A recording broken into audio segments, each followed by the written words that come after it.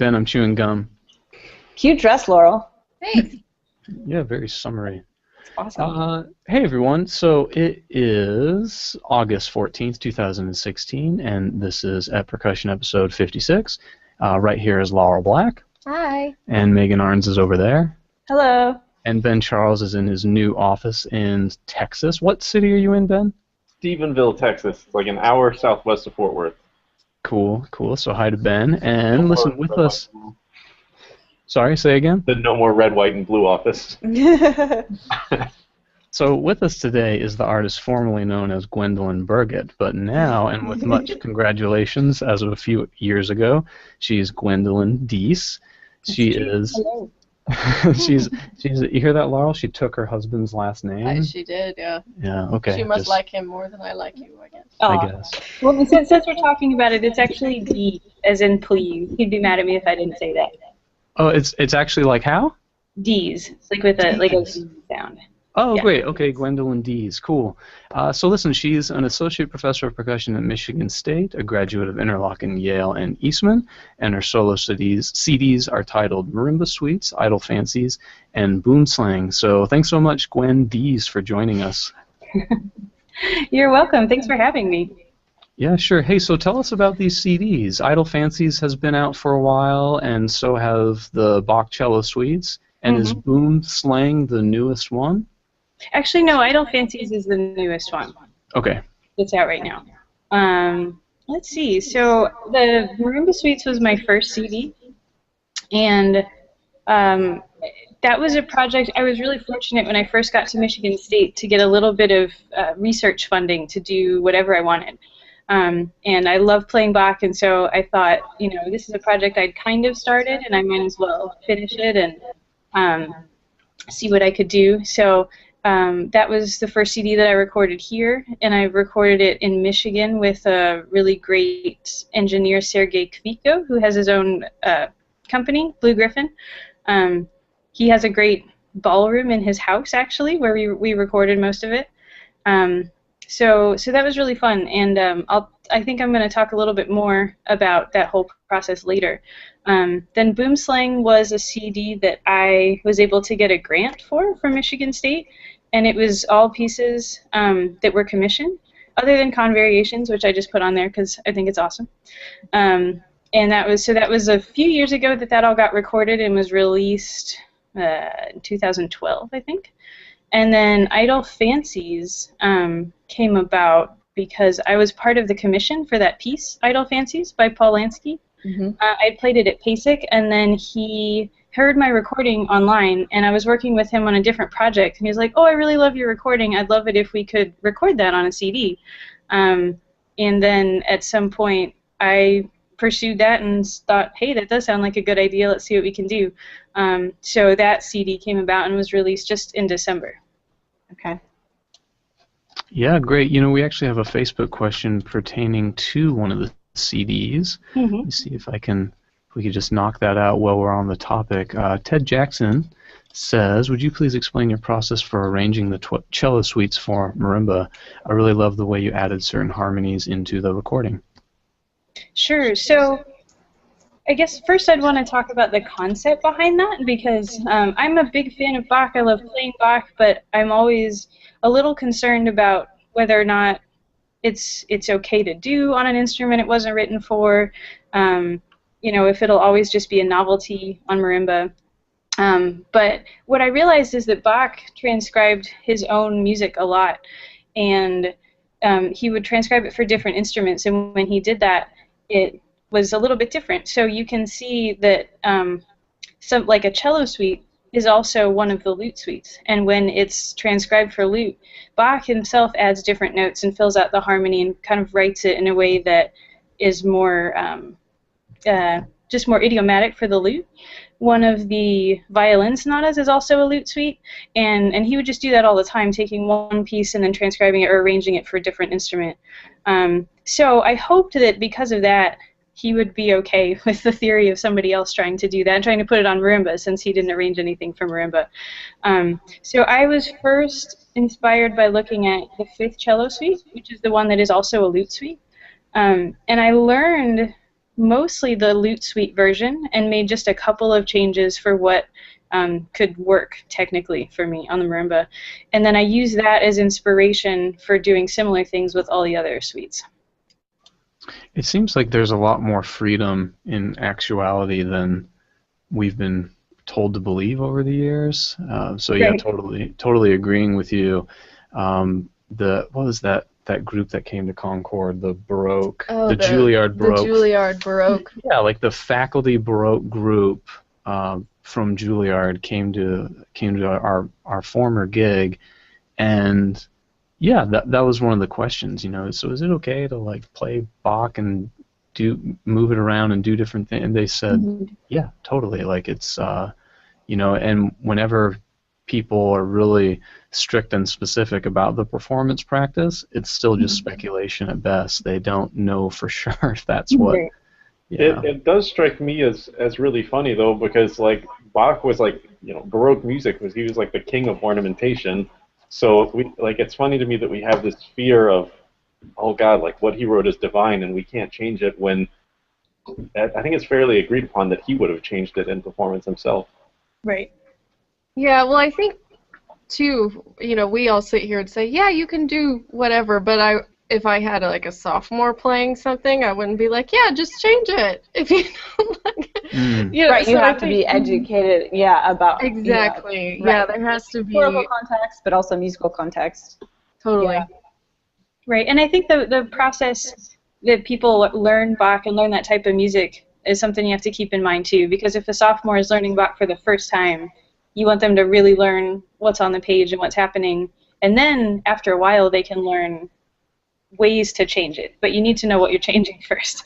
Sure. So what's your kind of pedagogical theory on teaching with using Bach, maybe to a percussionist who has not grown up studying piano or violin or something where you would study Bach in that tradition? Right. How do you deal with that? Well, I definitely like to introduce it because a lot of students haven't grown up studying Bach and they don't know a lot about it, and I think it's great for everybody to know Bach because it's such a staple in just the history of everything that we do, and understanding tonal music and then understanding music that is departing from tonal music. It's still really good to understand that. So I have students learn Bach from the beginning, usually something pretty simple and usually with 2 mallets, so we can talk about phrasing and sound and keep it fairly simple. And then depending on what their goals are and what way they want to go, we might get more complicated or we might not. I just at least want that basic understanding of it there. Sure. And Gwen, I remember when you did your class at FAU a few years ago, you said people had asked you, do you have any plans to ever publish your arrangements or transcriptions, if you will, of the cello suites? And you kind of said, no, not really. And could you talk about why you wouldn't? Right. Well, actually in recent years I have thought about publishing it more than when I got that question. And that may be something that's coming down the pike, but for a while I didn't want to because I didn't want there to be just one marimba arrangement. I wanted people to kind of get the idea that this is something you could do, and to be inspired to do their own thing, not necessarily copy my thing. But I've gotten enough questions about it that I still might be publishing it. We'll cut you in at 3%. It's the best thing you're going to find. Nice. Yeah, that's a steal. Hey, let's keep Gwen talking just a little bit longer. Ted Jackson also asks, what was it like receiving an education at Eastman, Peabody, and Yale? Were there similarities and differences, or excuse me, what were the similarities and differences you experienced? That's a good question. Well, so I guess what was it like? It was great. I was really happy to have gone to all of those great schools. So I did my undergrad at Eastman, and before Eastman I was in school at the Interlochen Arts Academy, and I saw a lot of people before me go to Eastman. And it is a great school, and I think I was just super excited to go there after seeing so many people go there. I was like, this is clearly the place to go, because all my favorite percussionists are going there. So I had a really good time. I was in school with some great people. I was there with Jason Truding from So. I was there with John Parks, who teaches now at Florida State, and Peyton McDonald, who's now at William Patterson University. So it was a great group of people to learn from and be around. And one of the great things I loved about Eastman is how much everybody learned from each other. So not only did we have a great teacher in John Beck when he was there, but if I wanted to study snare drum, I would go, I would take a lesson and then I would ask Lee Vinson for his advice. Or, I would go take a lesson with one of the grad students or something like that. So it was really great to be there with such a good group of people, which I think almost always happens at Eastman. And then from there I went to Peabody for a master's degree, and I was studying with Robert Van Sice at Peabody in Yale, and that was completely different experience, but also really amazing. I think exactly what I needed at the time. At Eastman, I was very free to explore the different things that I wanted to do, and I've changed what I wanted to do many times. So for my first year there, I only wanted to play marimba. That's all I wanted to do. I wanted to put on a marimba recital like every semester. I did that at first. And then towards the end of my time there, all I wanted to do was play in an orchestra. And so I focused on that, got to sub with the Rochester Philharmonic, and did a few competitions and things while I was there. So it was great to have enough freedom to play a bunch of recitals and play different music, play with a lot of people. And then at Peabody, one of the differences in Mr. Van Sice's teaching is he's very specific and he has a lot of stuff he wants us to do. So I got there and he gave me this giant list of things to work on, and I was like, cool, I'm going to do that, and then all these extra things. And then I realized that was way too much. So I mainly did what he had in mind, but which was great. I focused a lot more on chamber music, which I hadn't done quite as much of at Eastman. Really got into that, and just got a lot of really great experiences. The studios were a little bit smaller at Peabody and definitely smaller at Yale. And Peabody and Yale were somewhat similar since they were both with Mr. Van Sice. Different academics, I would say very rigorous academics at Yale, or like music theory, music history, that type of thing. But that was great. So yeah, trying to think if there's anything else. Any other questions you guys think I should address about that? No, I think maybe I guess with Interlochen too, like how did you feel that Interlochen was a different experience than a non-boarding school, high school, and how did that prepare you for conservatories or Eastman? Yeah, I mean, Interlochen is really similar to the conservatories or Eastman or any school really where you're going to focus a lot on music. I never went to public high school, so I really can't compare. I loved being able to focus on arts and percussion as much as I got to. It was great. It was great to be around a bunch of other like nerdy people. I don't need to put that in quotes really, but just to not feel strange for being an artist and for pursuing that, and it really felt like a safe place to do that and a very productive place. It gets really cold there in the winter. Yeah. And so there's not a lot else to do but practice and study and that kind of thing. Yeah, we just spoke to Jeff Irving before you last week or 2 weeks ago. And yeah, he said a similar thing, that it really felt like home and to be with like-minded people. And are you from Michigan originally, or where are you from? I'm not. I'm actually from St. Louis, Missouri. So me too. Yeah. Oh, that's awesome. I didn't know you were from St. Louis. Yeah. Megan, do your research, man. Come on, we all. all. See it in her bio. Yeah, no, it's not. But yeah, I went to Parkway West Middle School. Oh, okay, cool. Yeah. Yeah, I'm from St. Charles. Okay. Yeah. Nice. Yeah. Awesome. Yeah. Wow, great. So, hey, this is the part of the episode where I pull a record off my wall and thank my predecessor, Bill Rice, for leaving this great collection of LPs here. Yeah, so that's awesome. Boys and Girls, this is a record, and this is a record. So So of course this is Gwen's teacher at Yale and Peabody, and Ben, I think you're going to tell us a little something about Robert Van Sice. Yeah, so I wanted to just talk a little bit about Robert Van Sice, or Bob, as it seems most of his students call him, since we had Gwen on today. So anyway, kind of just a brief little history of Robert Van Sice. In 1982, he was the youngest ever winner of the Cleveland Institute of Music competition while he was studying with Cloyd Duff.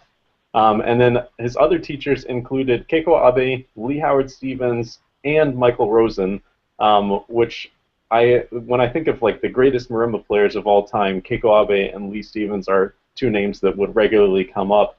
And I can't think of many, if any, other people that have studied with both. Gwen, I know you studied with Keiko Abe, but did you study with Lee as well? I didn't, no. Gotcha. Yeah, so I was trying to like come up with names, but he's really the only person I could think of that has studied with both. So he's very knowledgeable on that Japanese repertoire, but also has the sort of American technical brilliance that we're accustomed to with the Stevens technique. So then in the early 1980s, he was the timpanist of the Cape Town Symphony Orchestra in Cape Town, South Africa. And it's my understanding that he was looking for a composer to write a piece for marimba, and he wanted someone sort of in town. And so he asked around a bunch of people, who should I commission to write a piece? And he said pretty much everyone told him Peter Klatzow, who was teaching, I think, at the conservatory there at the time. So he literally just went up and knocked on his door and introduced himself and asked him to write a piece. And that collaboration has produced several of the sort of staples in our marimba repertoire. The first piece was Figures in a Landscape from 1984 for marimba and flute. And then the three other kind of big Robert Van Sice / Peter Klatzow works are, let's see here, his 1985 Concerto for Marimba and String Orchestra, Dances of Earth and Fire, which is a marimba solo from 1988, and the Concerto for Flute, Marimba, and Strings from 1993. He's been an Adams artist since 1985, where he's developed his signature instrument, which is that Robert Van Sice artist classic marimba that we're all accustomed to seeing from Adams. From 1988 to 1997, he was the head of Europe's first diploma program for marimbas exclusively at the Rotterdam Conservatory in the Netherlands. In 1989, he gave the first full-length marimba recital at the Concertgebouw in Amsterdam. He's since appeared in many of the world's greatest concert halls, including the Queen Elizabeth Hall in London, the Kennedy Center in D.C., and the Morton Meyerson Center in Dallas, Texas, just up the road from me here. He's premiered over 100 works, including concerti, chamber music, and solos. Some of the composers that have written works for him include Klatzow, who I spoke about a few minutes ago, Martin Bresnik, who wrote his double marimba concerto, Grace, for Mr. Van Sice, and let's see here, who else? James Wood wrote Spirit Festival with Lamentations, which is a crazy hard piece, super long, with quarter-tone marimba in it, not very commonly performed for probably obvious reasons. Alejandro Viñao's Estudios de Frontera for marimba solo plus percussion, quartet, 5 total, including the marimba player. And Gordon Stout wrote Sedimental Structures for Robert Van Sice. He's given over 400 masterclasses in 25 countries, including at the Royal College of Music in London, the Amsterdam Conservatory, and the Juilliard School.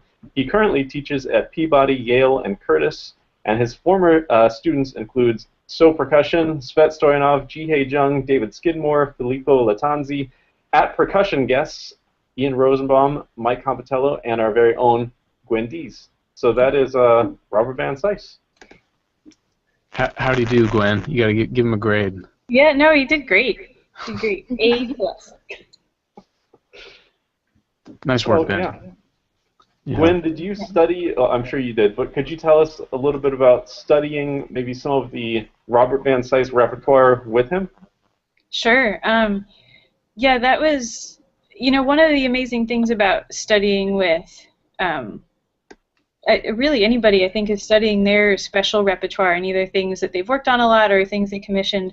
You were talking about Spirit Festival, which is a piece that we got to play with him when I was at Yale, and it was a really amazing thing. It's the kind of piece that you might hear at first and just not understand because there's so much going on, but he was able to teach it to us in a way and show us a lot of the background, show us more of James Wood's music.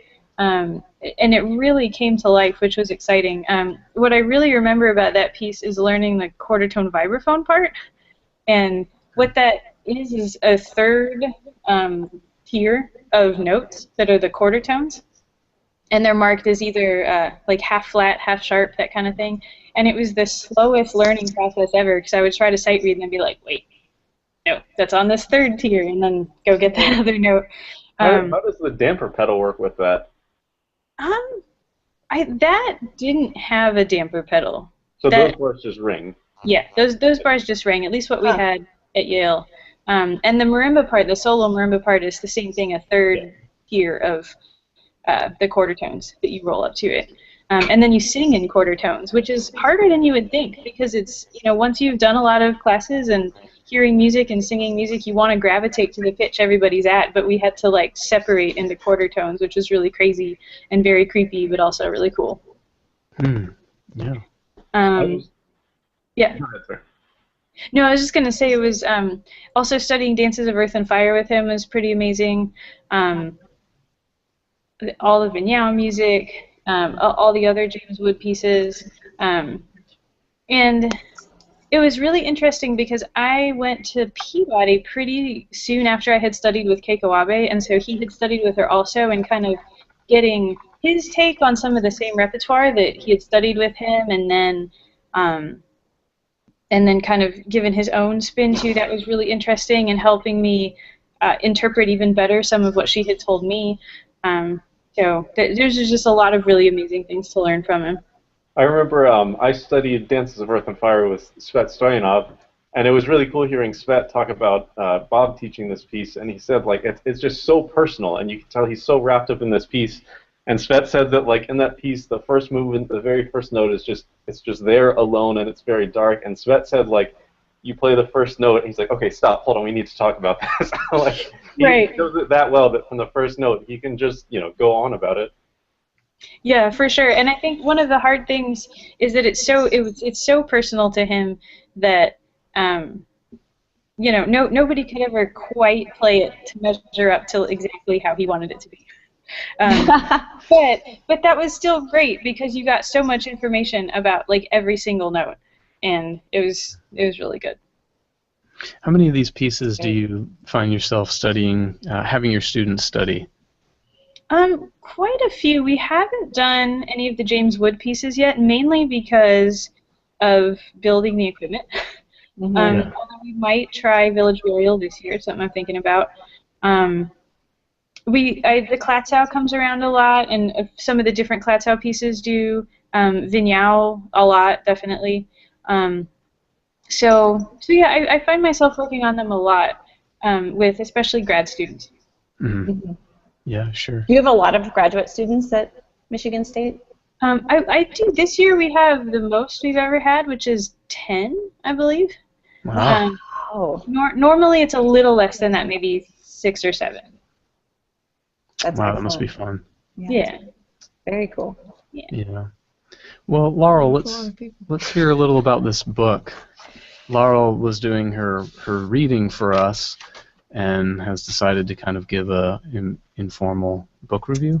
Yeah, so I've talked about all kinds of books on the podcast, and normally I'm raving about them, and I thought that would be the case with this book, but it's that rare occurrence that I've read a book about music, and I'm not going to rave about it. But I feel like I should share it with everybody, because it's just out there, and you were kind of pissed off. I was really pissed off while reading it, but that's okay. But I have a few quotes to share that are good. First of all, let me tell you what it is. It's called The Social Psychology of Musicianship, and it's by Robert Henley Woody, Sr., who's actually a psychiatrist and a lawyer in addition to being a musician. And so I had really high expectations for this book, especially after reading the description on the back. So you'll understand why I was going to read this. Robert Woody, professor of psychology at the University of Nebraska at Omaha, presents 7 components for musicianship: listening, studying, practicing, teaching, arranging, composing, and performing music. and offers a research-based explanation of how essentially everyone can and should cultivate his or her potential for musicianship. Emphasis is placed on using music for improved social relationships, self-concept development, and physical and mental health by way of music maximizing the potential of the brain. So I was super stoked when I read that description, thinking like this could be a great thing to talk about arts advocacy and to just understand how it can help people in many ways other than just kind of emotional, stability, whatever, things like that. Sadly, that's not the case mostly in this book. It's published by a music publisher, and I won't say which one. I've got my hand over the symbol right now. And it's distributed exclusively by them. So you would think that it's a book directed at people that know about music already, that you don't need to explain anything musical. There are certain situations you don't need to talk about. For example, you don't need to talk about the social environment of being in a band, in a concert band, because the people who are going to buy this book already know. Yeah. And so one of the things that had me so frustrated was that he would take these psychological concepts, these social psychological concepts, and just label musical situations in which those concepts could be identified, but not talk about how music could actually affect that social concept for a group of people that weren't in a band regularly, which is what I was far more interested in. So if you've done a lot of personal reading about music and psychology, you'll find this to basically be a big book report of psychological theory and a lot of diagnosing of situations without explanation into why this matters to society. And I have an example written here. There's a section called Social Comparisons Among Musicians. And this is what's written in the book. When people meet or come together, there is social comparison. For example, if a musician joins a musical ensemble, his or her thoughts and actions are compared to what are presumably possessed by others in the group. Of course, the presumptions may not be accurate in either self-assessment or about what another person seems to possess. That's in the book. So, Gwen's laughing. Yeah, I was just like, well, yes, of course. What's your point? Like, where's the thing that you know about this that I don't know, that I can't talk about because I'm not a social psychologist? And so I think I was hoping for something like a long-term study that would follow like the maturation of different characteristics of two groups, one that developed musicianship, whether or not that was up to a professional level, and one that did not, and could examine their behaviors in different social situations, and to see if the skills they gained in their musical activities actually affected them. And perhaps that's not here because there's not a study like that, and I just need to do more research to see if that even exists, because I think that would be really, really interesting. All this and there's so many angles, sorry to interrupt you, there's so many different angles you could take that from too, I mean, totally. Aside from different types of groups, but like you could just look at so many different angles. That would be really interesting. Yeah, like there's so much potential for it that I was really excited about this book, thinking like, man, this could be really cool. All that being said, there are a few like redeeming thoughts or concepts that are introduced along the way.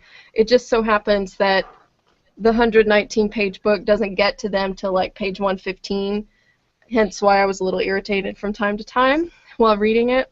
For example, he talks about a concept called groupthink, which you guys might be familiar with, but I wasn't, which is defined as the deterioration of mental efficiency, reality testing, and moral judgment in a group that results from an excessive desire to reach consensus. And he says it will be reflected in 3 symptoms: an overestimation of quality for the in-group, closed-mindedness, and increased conformity pressure. And I feel like right now, in an election year, like a concept like this is very easy to see and very easy to find, and I'm not going to say any more about that. But I think you know, musically speaking, in the percussion world, I think we have these little cliques and group thinks about maybe techniques or approaches, and, you know, I don't know if I would go so far as to say that they're super negative, but I do think they exist. We all kind of have our preferences for approaches and perhaps get into a little groupthink psychology. The other things I'd like to share with you guys are just one quote and then a little thing that he says about improvisation, which I really liked. He says, "Comprehensive musicianship requires individuation. Neither musician nor listener should think that the qualities of a given musician should follow or be determined by those of another or a conjured-up ideal musician." I really liked that. Yeah, Yeah, I thought that was great. He has a section about creative improv, and I liked this. He says there are 4 types of instrumentalists: readers, fakers, historians, and masters. Can you go a little further in each of those? Yeah, here's how he defines them. Readers rely totally on a printed score. Fakers are unable to read music but can play by ear. Casey. Historians have a keen ability for memorization of printed scores and music they hear, but no improvisation. And masters can do all of these things, but constantly strive for artistic expression and creativity. Yeah, I thought that was a really... Well, that's nice because you can keep track of what he's talking about. The spots I would read, I just couldn't get a handle on what's your point. Where's the conclusion? What's the... I don't know. And we run into that writing a lot where you're reading a paper and you can tell the student is trying to fill up the paper, and so they're just going on and on and on for length, and that was kind of the vibe I got, yet it's not a long book. And actually, I was going to tell you guys, thanks to my colleague Eric Genovan and at Percussion guest, totally different kind of book, but this was fantastic.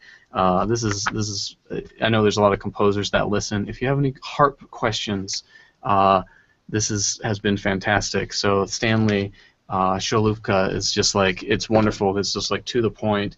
There are spots where he could go into history of why you only use 4 fingers. And in one case, there was a so-and-so who taught a 5th finger technique, and he doesn't even bother. I mean, he could have easily lengthened it out, but anyway, it was just really good, and I just wanted to give a quick plug for that book to contrast. Harp Scoring is the title? Yeah, Harp Scoring. It's I think it's just over 50 pages. I've read about half of it, and it's it's an orchestration book for harp. It's all just nuts and bolts of can and can't do.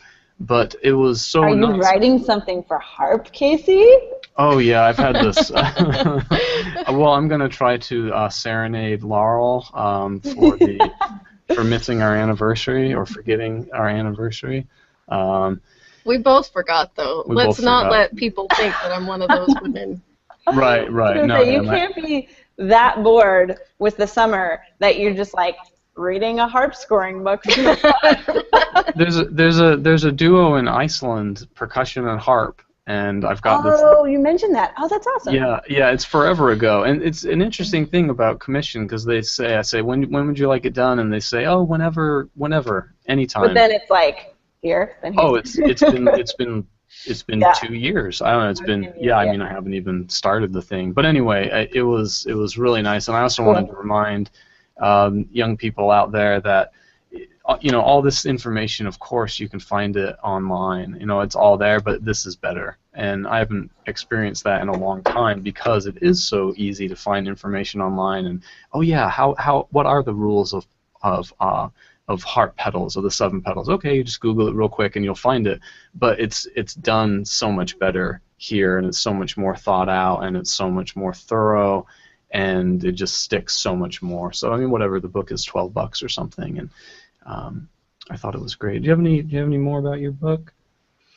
I could just read what he says about improv. Yeah. So improvisation is something that I really started doing at the end of undergrad, but that I felt really helped me. And I don't know if you guys have done a lot of it, not even necessarily within a particular idiom, but just completely free.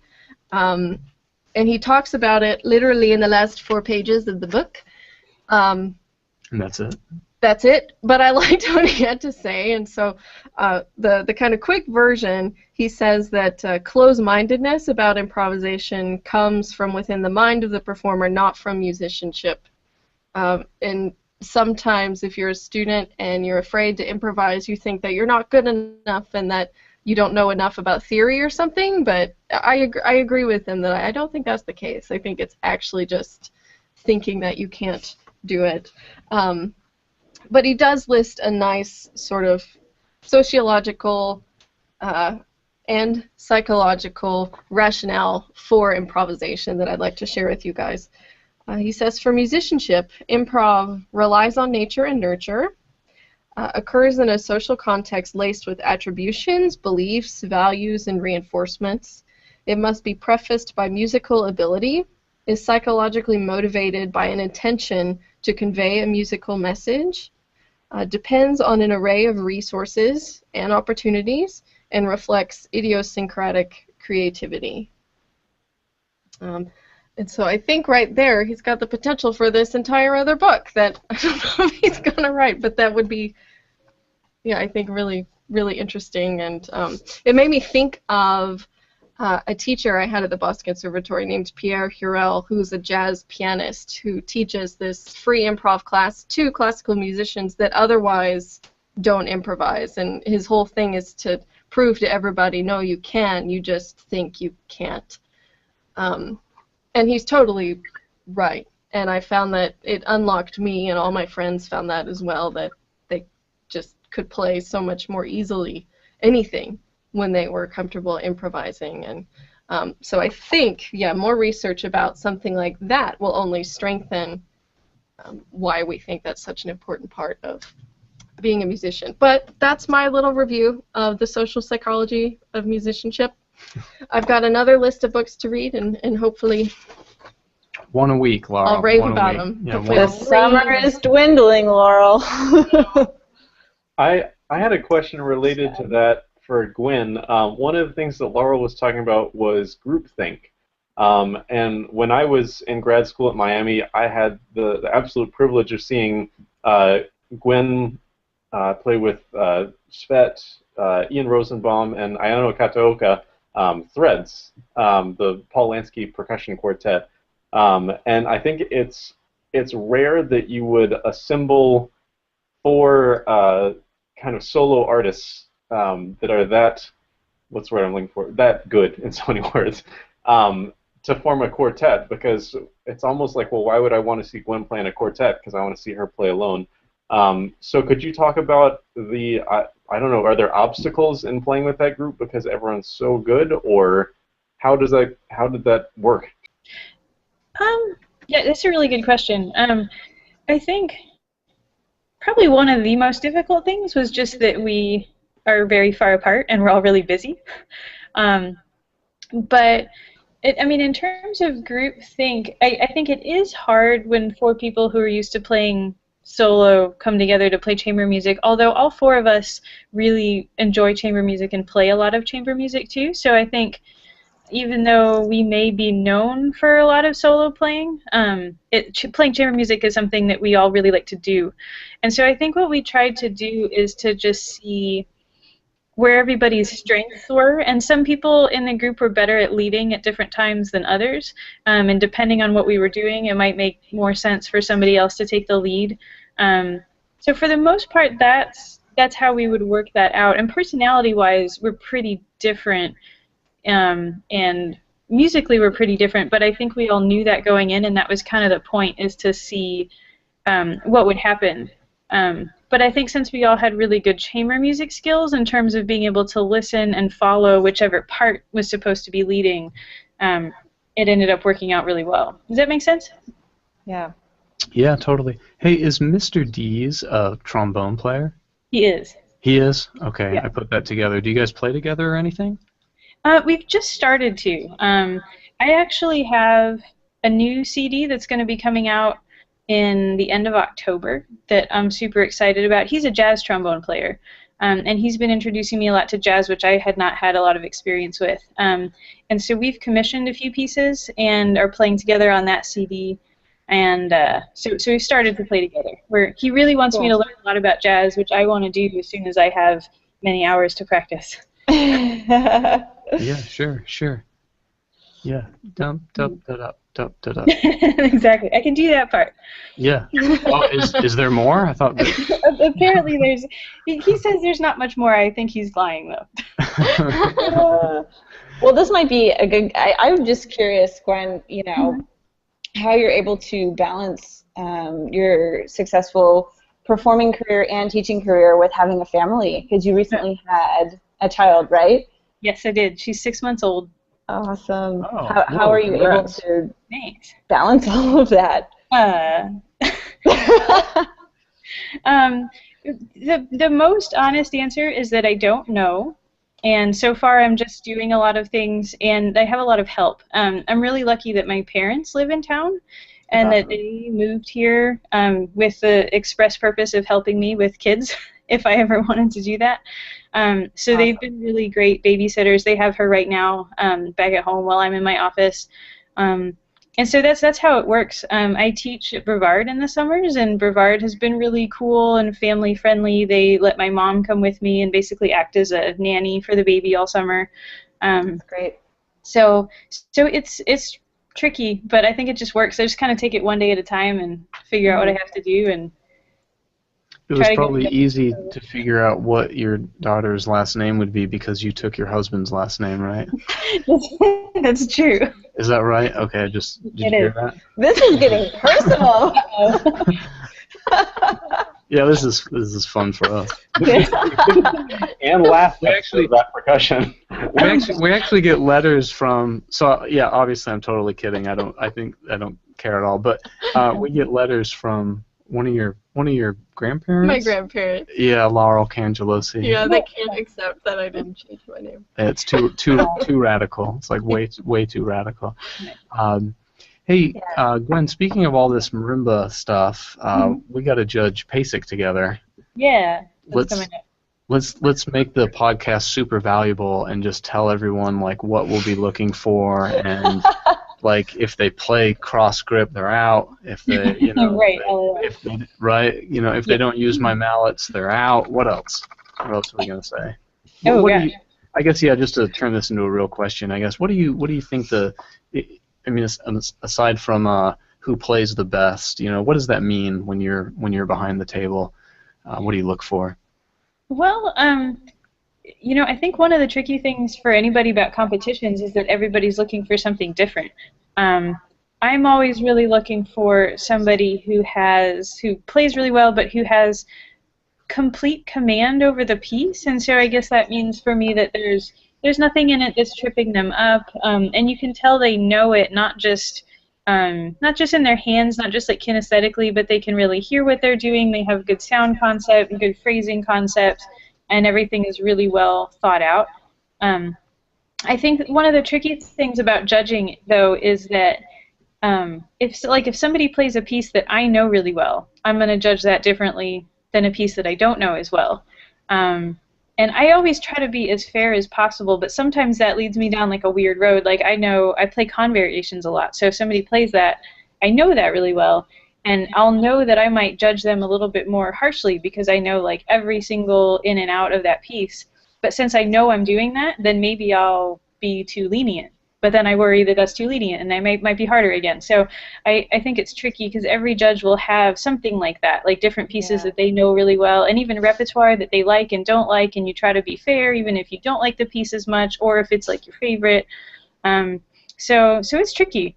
I think ultimately any advice I would have for somebody doing a competition is to really try to be yourself, because as a judge I don't want to see somebody trying to do what they think I'll like, or trying to copy somebody else, or trying to not be themselves. You can really tell when somebody's authentic or not when they're playing.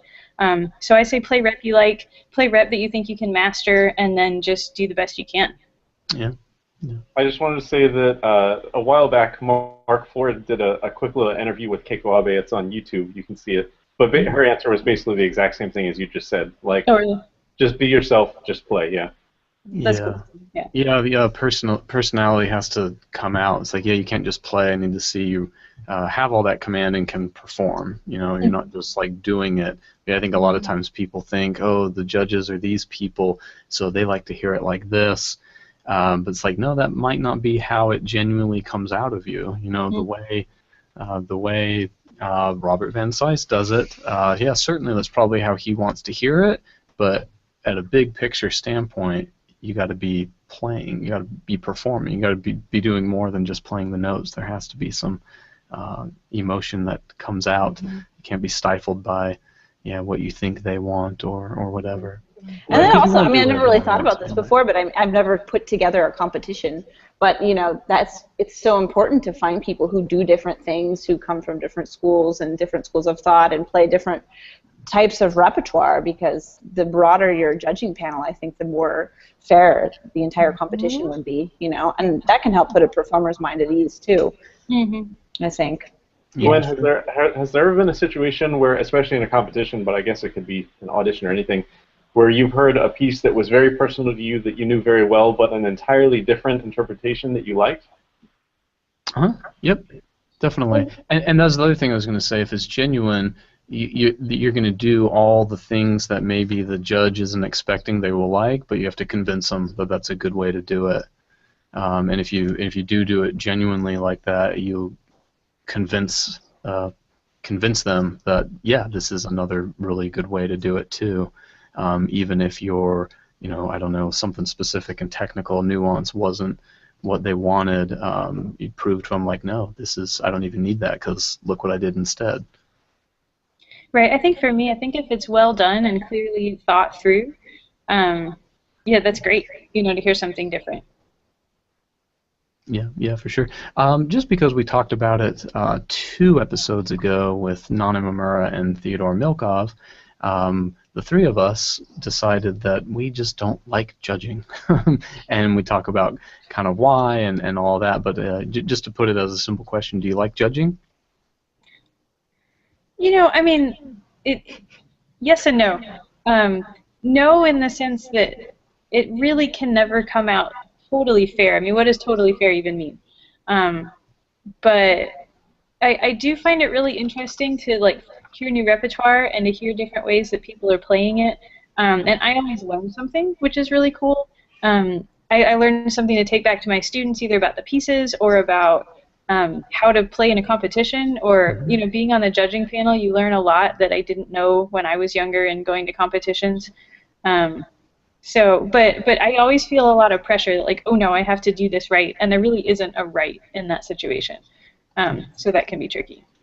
Yeah, great answer. That's actually exactly what Andrei Pushkarev, who was judging vibraphone, he came in the room and we all say, oh, we're all down about judging. And he said, oh, I like it for these reasons, and said those exact good points. Megan, it's drumline season, right? Yes. So it's drum corps finals was last night, actually, and it's funny because we talked about this a year ago on the podcast. So I kind of gave some background about DCI and Drum and Bugle Corps. And so I just wanted to mention this just because it is so timely, with finals being last night. And the winner is me, because I predicted who was going to win, which was not that hard because they were doing really well all season, but it's the Bluecoats. And the reason I won is because we put them on the cover of Rhythm Scene. What kind of prize did you win? I didn't win anything. What kind of cash? What was the cash prize for guessing? But last year, too, Blue Devils won. We put them on the cover. I feel really good about that. Nice work. But yeah, this is very special because, as you remember, the Blue Devils have won quite a few world championships, but the Bluecoats have never won a world championship.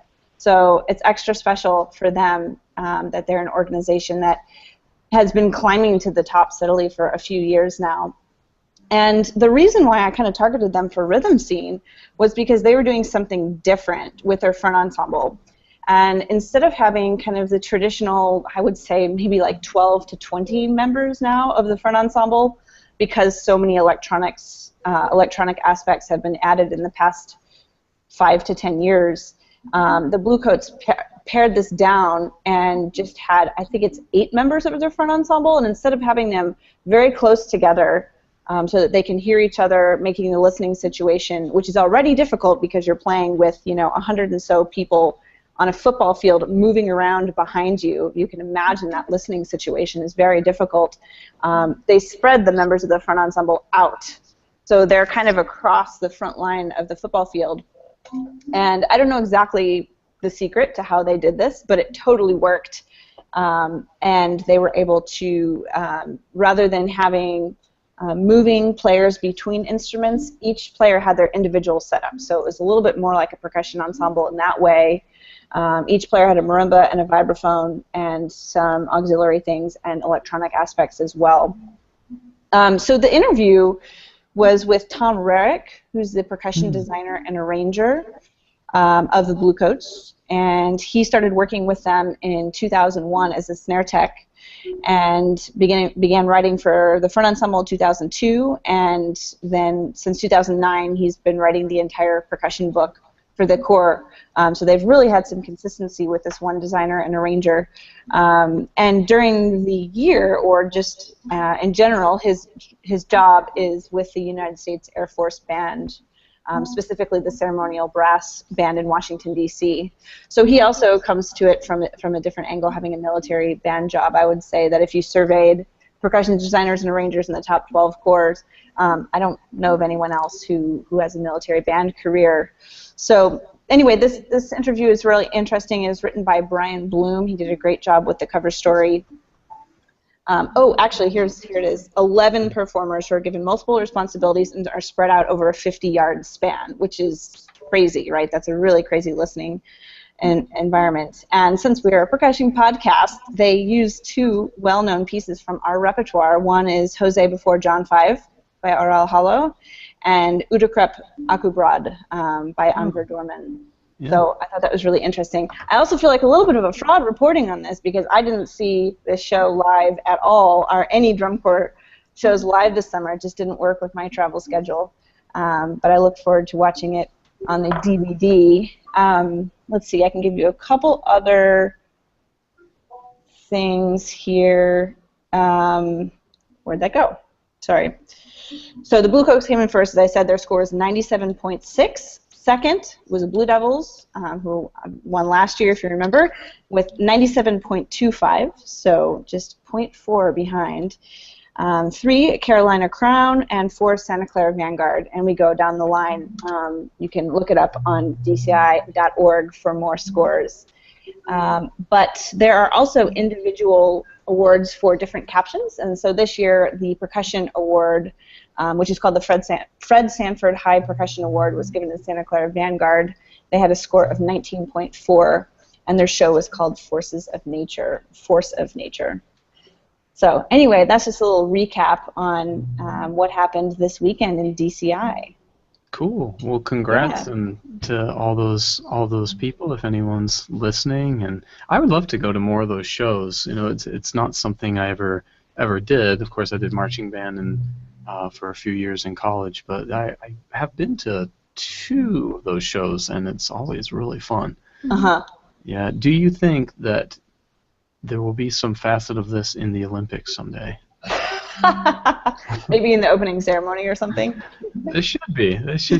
Maybe just there. All the weird dude, there's all these weird little sports. This is totally more popular than some of those weird little sports. Come on.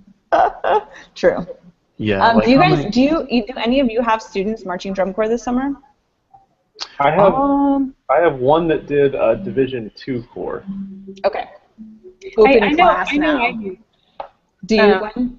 I do, but I'm embarrassed that I don't remember which course it is, which is bad. So maybe we don't air that part. Let me know when they get back. Yeah. We'll edit it in. Yeah, there you go. Yeah, I had one marching Colts this summer. A guy's voice while you're will appear. Yeah. I had one percussion, one music ed major marching Colts this summer on the snare line, and there are a couple from the drum line I know that were marching as well, but that was it. It's cool. It's very cool.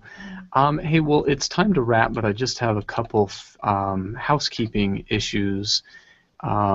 this last episode, Ben reported on Jan Williams, and as I was looking for information and pictures to overlay, I ran into this awesome resource. I just wanted to just hip everyone to real quick if you want to know more about Jan Williams. On the University of Buffalo Library website, and if you just Google Jan Williams percussion, look for some black and white photos, there's all this cool stuff with him, John Cage, Morton Feldman, Lucas Foss, and not so much that that's there, but how it's presented is really nice. And Mr. Williams and a handful of others have really cataloged chronologically this really cool history and development of new music with these composers like Morton Feldman and John Cage, and the way it reads in the resource is a lot like the way a little chronological mural reads in, say, the Atlanta airport. If you ever take that long walkway from terminal to terminal, they have that little historical wall, and it's a nice photo with a little blurb next to it. So it's not like you're reading a dissertation, but it's just a quick documenting of those things. So if you want to find more, that was a really cool thing at the University of Buffalo. And awesome. Yeah. And the other thing was, for our iTunes listeners, hopefully we have this problem totally solved by the time this episode airs, but we're having some funny issue with our RSS feed and the tags and things like that, and for some reason iTunes is dropping certain episodes. So long story short, if you're an iTunes listener and you don't you're missing episodes, they are somewhere, so you can definitely find them on the on YouTube, of course. You can also find them on the Blogspot page, so don't think that any episodes are missing or anything. We've definitely been keeping with at least one a week, sometimes two a week. And the last big thing is that I'm very happy to tell everyone that Laurel is going to join the faculty at JMU. So, Yay! yeah, thanks. So it's awesome. And also I just want to tell everyone that it's last year I feel like we did some clever moves. I featured Laurel in the percussion ensemble. We did Marimba Spiritual, and of course our colleagues in chair were there, and the students were all there. Of course, she got a big standing ovation. She played at the Contemporary Music Festival. We did John Luther Adams Drums of Winter quartet with colleagues, and of course she's been playing, accompanying the flute studio, some bassoonists, voice. Yeah, she's done like tons of accompanying. So anyway, it was really neat because when the opportunity arose, my chair just over the phone said, "So Laurel want to do this?" And like, "Oh, I had thought you'd never ask. Thanks." So anyway, it was just That's a awesome. really cool thing for us. And yeah. So anyway, that's gonna be, you get both of us now if you come to JMU. Sorry. Cool. Yeah. Congrats. Oh, That's thanks. awesome. Hey, Gwen, thanks so much for joining us. Great information, and yeah, just really appreciate everything you're sharing. And Yeah, thanks for having me. yeah, you're very welcome. And everyone, please check out Gwen's CDs. Yeah, I'm looking forward to the new one. Bach, It's awesome. Bach sounds fantastic. I listened to Bach earlier this morning, and yeah, it's really something. Thank you. Yeah. Cool. Okay, hey everyone, thanks a lot. Catch you next episode. All right. Bye. Sounds good. All right.